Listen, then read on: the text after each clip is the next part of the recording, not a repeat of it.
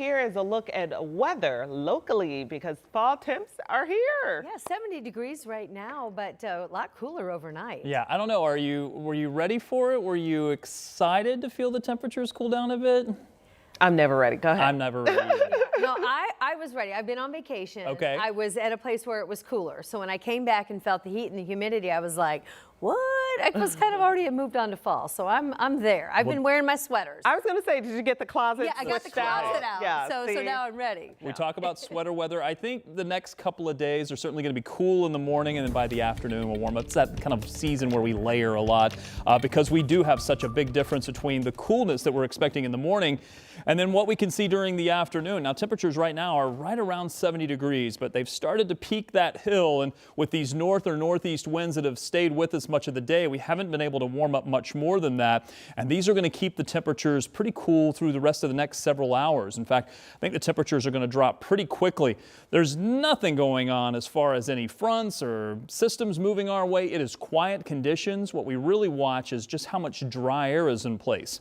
Temperatures are in the 60s and 70s. We've brought in the new air mass, and it is pretty dry air. We look to the dew point for that. Where the dew point is, usually on a night like this, if we clear the skies, which are already clear, if we lighten the winds up a bit so all the atmosphere can kind of settle and we get some of that cooler air settling right near the surface, this tends to be where you'll end up for your low temperature, give or take. If you get your temperature below this, you wring it out in the form of a little bit of dew, or in our case, some locations are going to get a little bit of patchy frost. That's why we have frost advisories that are in place as the temperatures are expected to cool down pretty quickly. Most of the models are pretty much in line with that. There are a few locations that the models are calling to get a little bit cooler, maybe close to 32, but I think mid-30s are expected. And keep in mind, when we talk about temperature, we talk about the 2-meter air temperature, so the temperature at about 6 feet. Below that, though, right at the surface, right at the ground level, you can actually get even colder air. It's why we have the frost and freeze alerts that are in place. Most of you gardeners know we're expecting this cool spell for the next couple of days, the next couple of mornings. We are expecting a little bit of patchy frost. Keep in mind, October 17th typically is where we do start to see some patchy frost, so we're maybe a little bit ahead of schedule despite how warm it's been. The average first frost in Indianapolis, keep in mind that date is going to be a little bit earlier the farther north you go, but that's October 26th. And the first freeze typically in an average year is not until November. So just wanted to give you a little bit of perspective there. As far as what to expect for Thursday, we are expecting to start out on the cooler side and then very quickly we'll warm up. Because we're starting a little bit cooler, I think we'll end up a little bit cooler by the afternoon despite the sunshine. That's what will try to warm us up. But again, those north winds will start to kick in, and that should keep the temperatures on the cooler side, 60s for most of you.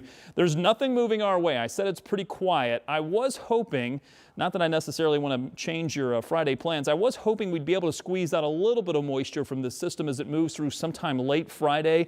But I'm now taking that rain chance out. It looks like it's going to be significantly drier as that system passes. So it's a dry 7-day forecast, and each and every day we get a little bit warmer. We'll start out with our coolest day on Thursday.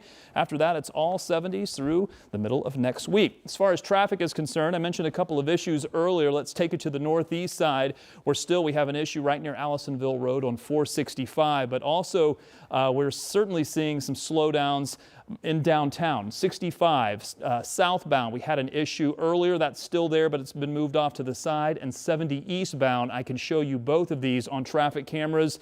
This is the one vehicle accident that we have now, again, moved to the shoulder, but you can see that that right lane is blocked on the southbound traffic.